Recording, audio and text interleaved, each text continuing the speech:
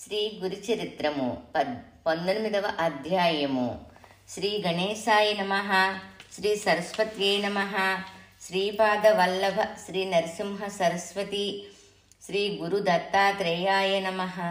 శ్రీ గురుభ్యో నమః. శ్రీ మాత్రే నమః. అవధూత పరమహంస పరివ్రాజకాచార్య శ్రీ శ్రీ శ్రీ బోధానందేంద్ర సరస్వతి యతి శ్రీ పాదుకాం స్మరామి. శ్రీ దత్తాత్రేయాయ నమః. శ్రీ గురుభ్యో నమః. శ్రీ గణేశాయ నమః. 1వ శ్లోకం తెలుగు అర్థం. శిష్యరాజైన నామధారకుడు వినయముతో సిద్ధముని పాదములను పట్టుకొని నమస్కరించి చేతులు 2 జోడించి ఇట్లనెను. హే సిద్ధయోగి, నీవు అజ్ఞానమును చీకటిని పారద్రోలు జ్యోతి స్వరూపమైన యోగిరాజువు. నీకు జయము అగుగాక. నీవు భక్తుల మనసులు దోచుకనుడి వాడువు. చావు పట్టుకొల అనెడు సముద్రమును తరింపచేయు సమర్థుడవు. మోహమనెడు రాత్రి ఎందు నా మనసు అజ్ఞానమనడి చీకటి వ్యాపించియుండ నిదురించగా దానిని జాగృతము చేయుటకయి గురు లీలామృతమనెడు ఆనవము ద్రావించితివి. టానిక్ లాగనమాట. ఉదయించిన జ్ఞానసూర్యుని దర్శనముచే నా మనసు ప్రబుద్ధమైనది, అంటే మేల్కొలిగింది. బుద్ధి చైతన్యవంతమైనది. పుట్టుక లేని స్థితిని కథారూపమున స్వామి నా యందు దయచేయ బోధించితిరి. వేద హే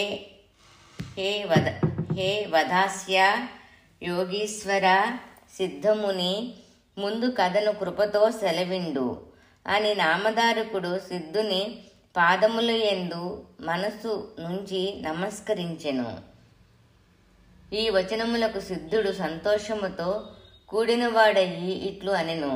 శ్రీగురుని మహత్యము సమమైనదే లేదు. సంతోషముతో విస్తరించి తెలుపుదను వినుము.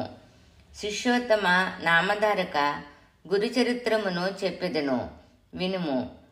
ఔదంబర వృక్షము క్రింద శ్రీగురుడు ప్రీతితో ఉండెను. అది విని నామధారకుడు సిద్ధునితో మరలా ఇట్లనెను. పుణ్యవృక్షములను వదిలి శ్రీగురుడు ఔదంబర వృక్షమునందే ఏల ప్రీతి కలవాడయ్యెను. వేదశాస్త్ర పురాణాదుల యందు అశ్వత్థ వృక్షము శ్రేష్టమని కీర్తించినది. శ్రీగురునకు ఔదంబర వృక్షమన్న ప్రీతి, దానికి గల కారణమును వివరింపుడు. సిద్ధుడు ఇట్లు చెప్పదొడంగెను. నామధారక, ఆ వృత్తాంతము చెప్పెదను వినుము. హిరణ్యకశిపుని సంహరించుటకయి నృసింహుడిగా స్వామి అవతరించెను. కోపముతో తన ముఖము గోళ్ళు లే ఆయుధములుగా వాని పొట్టను చీల్చి ప్రేవులను మాలవలే కంఠమున సంతనమున ధరించి నారద కశ్యప ప్రహ్లాద సనకాది భృత్యుల సేవకుల వాక్యమును సత్యమనరించెను. ఆ దైత్యుని ఉదరమున కాలకూటముతో సమానమైన విషముండెను. అది బడబానలము వలె దీప్తమయ్యి ఆవేదన నహింప నలివి కానిదయ్యి భరింపరానిదయ్యి ఉండెను. వాని ఉదరము చీల్చుటలో ఆ విషము నరసింహుని నఖము అంటే గోళ్లలందు చేరెను. అందుచే ఆ గోళ్లు మండుచుండెను. శిష్యుడా వినుము. 15వ శ్లోకం. వాని బాధ భరింపరానిదయ్యెను. ఆ బాధను ఉపశమింపచేయ శ్రీ మహాలక్ష్మి ఔదంబర ఫలములను మేడుపండ్లు నఖములకు గ్రుచ్చి ఉంచెను. ఔదంబర ఫలములు నుంచిన వెంటనే గోళ్లు శీతలత్వము నంది విషాగ్ని శాంతించగా శ్రీ నృసింహుడు పరమశాంతిని పొందెను. ఉగ్రుడై ఉండియు విషమశాంతించుట చేసి శాంతి చిత్తుడయి శ్రీ నృసింహుడు లక్ష్మిని ఆలింగమును మొనర్చెను. విషశాంతి యొనర్చిన ఔదంబర వృక్షము ఎడ ప్రసన్నులయ్యి ఆ ఇరువురు ఆ వృక్షమునకు వరములు నొసగిరి. హృషీకేశుడైన నృసింహుడిట్లనెను. ఓ ఔదంబరమా, నీవు సర్వదా ఫల సమృద్ధి నొంది కల్పవృక్షమయ్యి వెలుసిల్లుము. ఏ భక్తులు నిన్ను భజింతురో వారి కోరికలు వెంటనే ఫలించును. నీ దర్శనము చేతనే సర్వ విషయములు తక్షణమే శాంతించును. ఏ మనుషులు నీ సేవ చేయుదురో భజింతురో వారి సర్వ కోరికలు నెరవేరగలవు. సర్వపాపములు క్షయమగును. నీ సేవచే శ్రీ వంద్య అంటే గొడ్రాలు అయినను పుత్రవతి అగును. దరిద్రుడు నిన్ను కొలిచిన అతి త్వరలో శ్రీమంతుడగును. నీ ఛాయ అంటే నీ నీడ ఎందుండు. నీ నీడ ఎందెవడు భక్తితో స్నానమాచరించునో వానికి భాగీరథి స్నాన ఫలము లభించును. అంటే గంగా స్నాన ఫలం లభిస్తుందంట అనుటిలో సందేహము లేదు. నీ ఛాయనాశ్రయించి ఏ మనుజుడు జప అనుష్ఠానములు నొనర్చునో దాని ఫలితము అనంతము.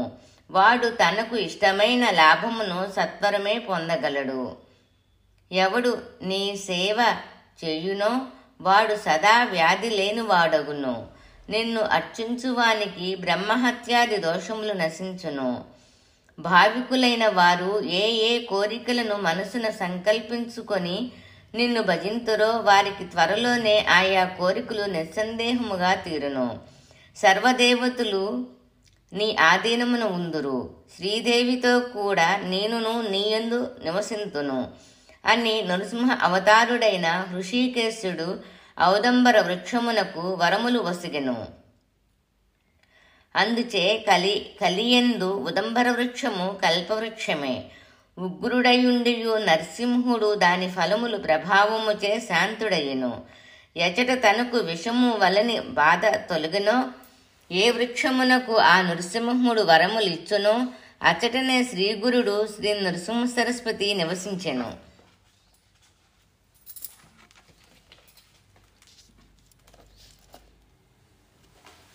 28వ శ్లోకం. అవతారాంతార పూర్వావతారమందు తనకు కలిగిన విష ఉగ్రతను శాంతనొందించిన కారణముగా ఆ ఉదంబర వృక్షమూలమున శ్రీగురుడు ఇష్టముగా నివసించెను. ఔదంబర వృక్షము యొక్క సేవ లభించుట సులభము. అది కల్పవృక్షముతో సమానమని నా మతము. ఔదంబర వృక్షము యొక్క సేవ లభించుట అదృష్టం, సులభం, తేలిక.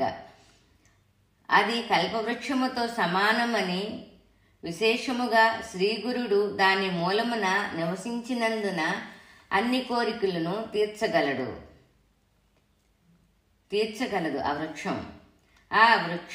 ఆ కల్పవృక్షమునందు చంద్రమౌళి, బ్రహ్మ, విష్ణు, శివాత్మకుడు అయిన శ్రీగురుడు నరదేహమును దాల్చి లీలగా ఈ చోట ఎల్లప్పుడూ ఉండును. నరదేహముతో ఆ చెట్టు క్రింద ఎప్పుడూ ఉంటారంట దత్తాత్రేయుడు. భక్తజనులు తరింపచేయుటకును భూమి యందలి తీర్థములను పవిత్రము చేయుటకును త్రిమూర్తి అయిన శ్రీ గురు నాయకుడు నరరూపమున అవతరించెను. సద్గురుమూర్తి ఆ వృక్షమూలమున గుప్త రూపమున వసించును. ప్రతిదినము అచ్చోట మధ్యాహ్న సమయమున మహోత్సవము జరుగును. అమరేశ్వరమందు గల 64 యోగినులు ప్రతిదినము శ్రీగురిని దర్శించి నమస్కరించి భక్తితో పూజింతురు.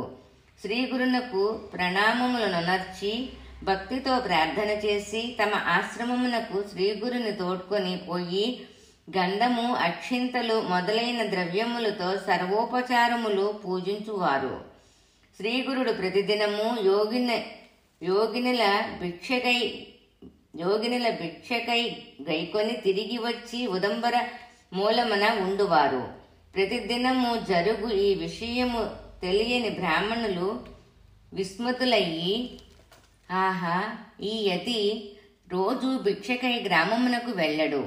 ఈ నీటి మధ్యమున అరణ్య ప్రదేశమున భోజనము లేకుండా ఏ రీతిగా గడుపుచున్నాడు.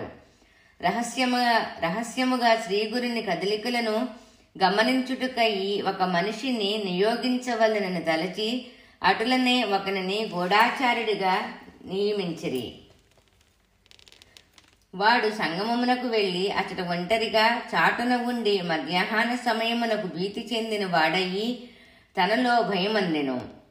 ఎవడైతే గురువు యొక్క పరిమితిని పరీక్షింపనంతురో వాడు యమలోక మార్గమునకు పట్టి అధోగతి పాలగును. ఆ రీతిగా బ్రాహ్మణును నియోగించిన గూఢాచారి భయమంది తన ఇంటికి తిరిగి వెళ్ళెను. ఆ తర్వాత గంగాజనుడను పేరుగల కృషికుడు భక్తి కలవాడు నదీ తటాకమును గల తన పొలమును కాపాడుచుండును. నది మధ్యము నుండి దివ్యులైన యోగినులు శ్రీగురిని పూజార్థమై వచ్చుటను జలమధ్యము నుండి మార్గము ఏర్పడుటను చూచి గంగానుజుడు విస్మృతుడయ్యెను. ఆ రీతిగా విస్మయమంది అతడు ఇట్లు తలంచెను, ఎవరి యతీశ్వరుడు జలమధ్యమున మార్గం ఎట్లు ఏర్పడెను? నీరు 2 పాయలుగా అయినది. ఆ నీటి పాయుల నడుమ ఆ యతి ఎట్లు నడుచుచున్నాడు? 44వ శ్లోకం. ఈ రీతిగా తలంచు గంగానుజుడు యోగినులు స్వామిని పూజించి గురునాథుని భుజింపచేసిన తదుపరి శ్రీగురుడు మరలా యథాస్థానమును వచ్చి వసించుట చూచెను. 44వ శ్లోకం. ఈ రీతిగా తలంచు గంగానుజుడు యోగినులు స్వామిని పూజించి గురునాథుని భుజింపచేసిన తదుపరి శ్రీగురుడు మరలా యథాస్థానమును వచ్చి నివసించుట చూచెను. ఇది చూచిన గంగానుజుడు స్వాగతమున ఇట్లు తలపోసెను, వీరు నిజముగా ఈశ్వరుని యొక్క అవతారమే. అందులకై వీరిని దేవకన్యలు అర్చించుచున్నారు. అంతట మరుదినమున వాడు అచట మహోత్సవముగా యోగినులు శ్రీగురిని పూజించి నీరాజనం మొసగి నమస్కరించుట తీరము నుండి చూచెను. శ్రీగురుడు ప్రవాహ మధ్యమున వెడులుట చూచి తాను కూడా సంతోషముతో ఆ మార్గమును అనుసరించి నడిచెను. తీరము నుండి నదియందు సగము దూరమున జలమధ్యమున అనుపమానమైన రత్నాలతో చెక్కబడిన గోపురములతో వెలసిల్లు పట్టణము కనిపించెను. అమరావతితో సమానమైన ఆ పట్టణము సూర్యుని వల్లే కాంతులీనుచుండెను. జనులు దీపములను చేతపట్టుకొని శ్రీగురునకు స్వాగతము పలక వచ్చిరి. శ్రీగురునకు ఆ దేవకన్యలు నీరాజనమిచ్చి రత్న ప్రకాశమానమైన మందిరములోనికి కొనిపోయి రత్నములతో చెక్కబడిన సింహాసనమును కూర్చుండచేసి విధిపూర్వకముగా షోడశోపచారములచే సద్గురుని పూజించి భక్ష్య భోజ్య చోష్య లేహ్యములను 4 విధములైన వంటలను 6 రుచులతో ఒప్పుచున్న భోజనమును వడ్డించి శ్రీగురుని ఆదరముగా భుజింపచేసిరి. శ్రీగురుడు భుజించిన వాడయి గంగానుజుడైన నరుని చూచి, నీవు ఇచ్చటకెందులకు వచ్చితివి అని ప్రశ్నింప వాడిట్లనెను. తమ దర్శనముకై వచ్చితిని అని సమాధానం మొసగి శ్రీగురిని పాదములకు ప్రణమిల్లి, హే గిరిజారమణ స్వామి, నీవు కేవలము త్రిమూర్తి రూపుడివే. ఓ కృపానిధి, మాయా సంసారముచే చుట్టబడిన నాకు నీ స్వరూప జ్ఞానము లేదు. ఓ కృపానిధి, మాయా సంసారముచే చుట్టబడిన నాకు నీ స్వరూప జ్ఞానము లేదు. స్వామి భవసాగరమున అంటే జనన మరణములనడి సముద్రమున పడి మునిగి ఉన్న నన్ను ఉద్ధరింపుము. నీవు విశ్వతారుకుడవు, అందులకే భూమిపై అవతరించితివి. అజ్ఞానమనుడు అంధకారమున నన్ను లోకమునకు నీవు కేవలము జ్యోతి స్వరూపుడవు. స్వామి, నీ దర్శనము ఎవనికి కలుగునో వాడు సర్వకోరికలు తీరిన భాగ్యవంతుడగును. వానికి ఐహిక అంటే ఈలోక, ఆముష్మిక అంటే పరలోక మున కలుగు సుఖ సంపదలు క్షణమాత్రముననే లభించును. ఈ రీతిగా గంగానుజుడు నానా విధములకు స్తోత్రములచే శ్రీగురుని పొగడ శ్రీగురుడు సంతృప్తుడయి సంతోషమునందెను. శ్రీగురుడు సెలవిచ్చెను, గంగానుజ, నీ దైన్యము సర్వము నష్టమైను. నీవు మనసునయే ఏమి కోరుచున్నావో అవి అన్నయూ లభించును. ఇక్కడ చూచిన విషయములెవరికినీ తెలుపకము. నేనిచ్చటనంతకాలము ఈ విషయము ఎవరికీ తెలియకూడదు. ఆ తర్వాత వెల్లడించినను ప్రమాదము లేదు అని భావన. నా మహా అనుగ్రహమున నీకు సద్గతి కలుగును అనిరి అని ఆనతిచ్చి శ్రీగురుడు ఉదంబర వృక్షమును చేరెను. గంగానుజునకు భక్తితో శ్రీగురుని అనుసరించి శ్రీగురునకు నమస్కరించి ఆ గంగానుజుడు శ్రీ గురువాజ్ఞను తీసుకొని సంతుష్టుడయి స్వక్షేత్రమునకు అంటే సొంత ఊరికి వెడిలిపోయిను. వానికి శ్రీ గురు ప్రసాదమున నిధి లభించెను. అతడు జ్ఞానవంతుడయి పుత్ర పౌత్రులు కలిగి సర్వసంపదలతో ఆనందమును పొందుతూ నిత్యము గురుసేవా పరాయణుడై ఉండెను. 15-16 అధ్యాయాల పారాయణ ఫలితము. తీర్థయాత్ర ఫలితం చేరి వాడు ప్రతిదినము తన భార్యతో కూడి శ్రీగురు సన్నిధి చేరి భావయుక్తుడయి శ్రీగురుని అచంచలమైన భక్తితో భజించెను.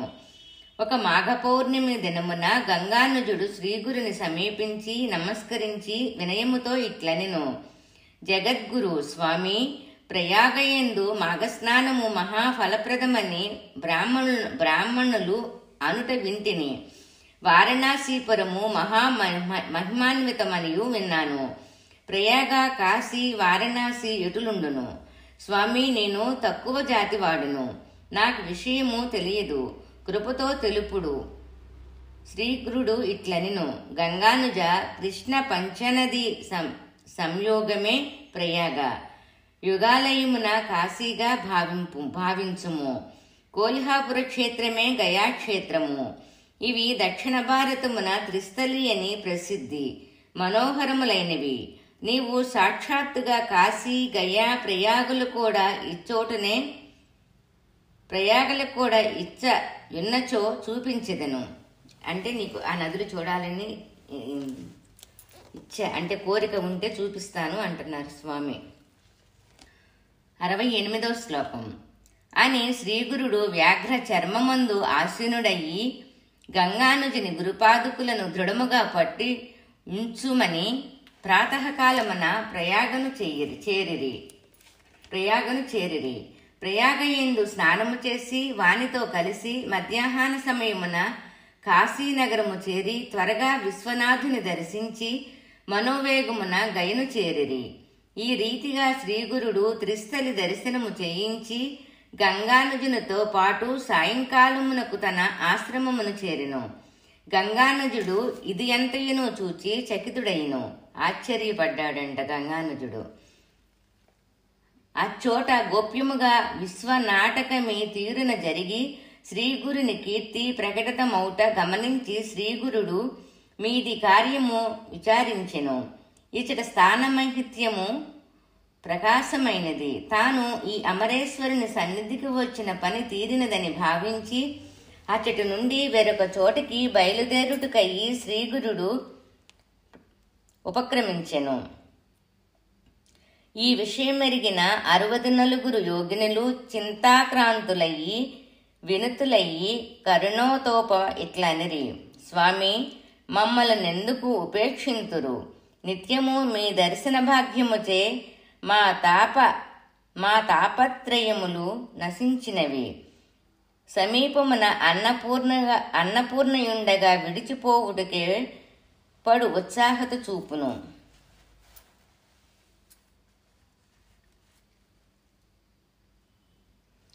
ఇట్లు వారు దీనవచనములు విని సంతుష్టుడయ్యి భక్తవత్సలుడైన శ్రీగురుడు యోగినులకు వారి అభిష్టములైన వరములు నొసగి శ్రీగురుడు వారితో ఇట్లనెను.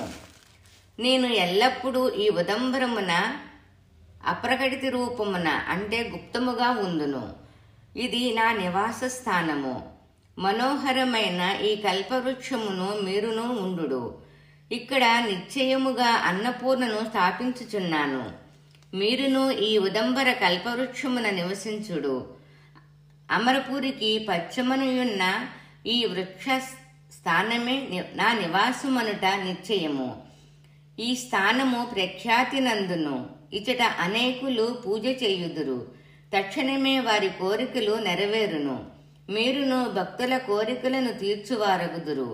మిమ్ములను 64 యోగినీ గణములను ఈ ఉదంబర వృక్షమును నా మనోహరములైన పాదుకులను ఎవడు పూజించునో వాని కోరికలన్నీయు శీఘ్రముగా సిద్ధించును.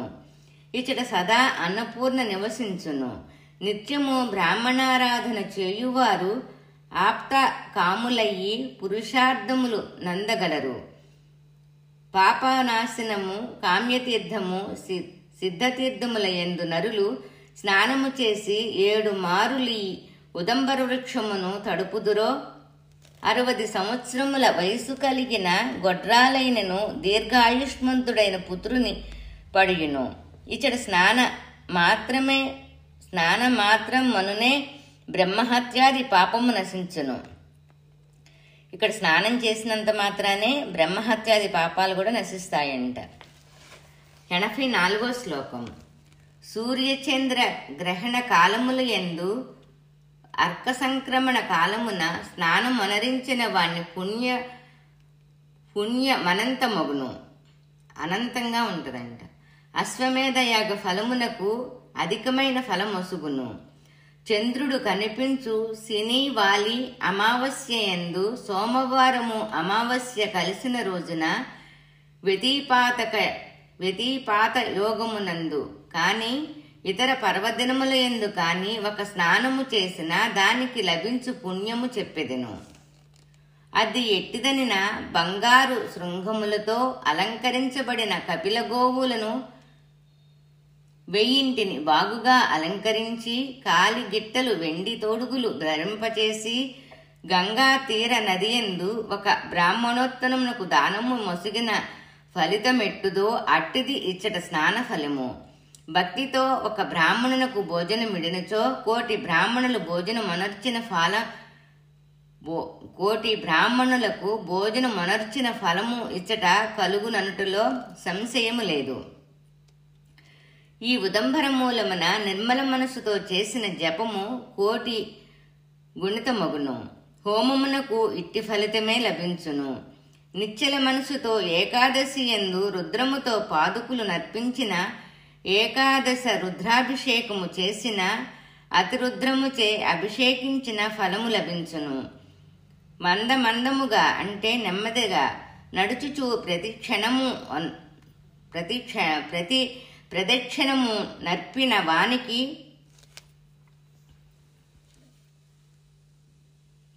90వ శ్లోకం.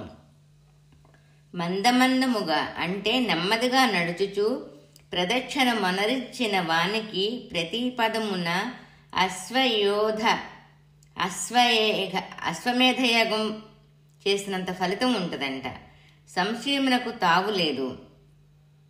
ఆ రీతిగా నే నమస్కారమునకు ప్రదక్షిణమునకు వలనే ఫలితము లభించును. 2 మారులు నమస్కరించినచో పాప అపరాధములు నశించును.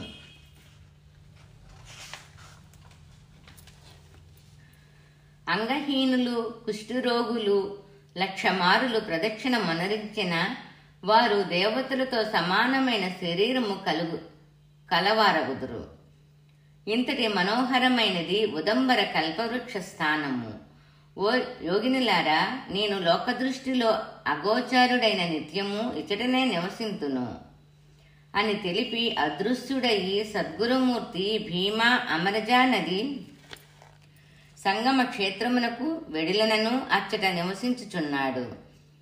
విశ్వరూపుడు జగన్నాథుడు స్వయంగా అంతటా వ్యాపించిన వాడు అవ్యయుడు అయిన శ్రీగురుడు ప్రీతితో ఆ ఉదంబర వృక్షమున ఎల్లప్పుడూ నివసించుచున్నాడు. గంధర్వ నగరము గాంగాపురము చేరి అచట ప్రకటమైనప్పటికీ ఆ ఉదంబర వృక్షమున శ్రీగురుడు ప్రీతితో నివసించుచున్నాడని ఆ స్థానము ప్రఖ్యాతిని పొందినది.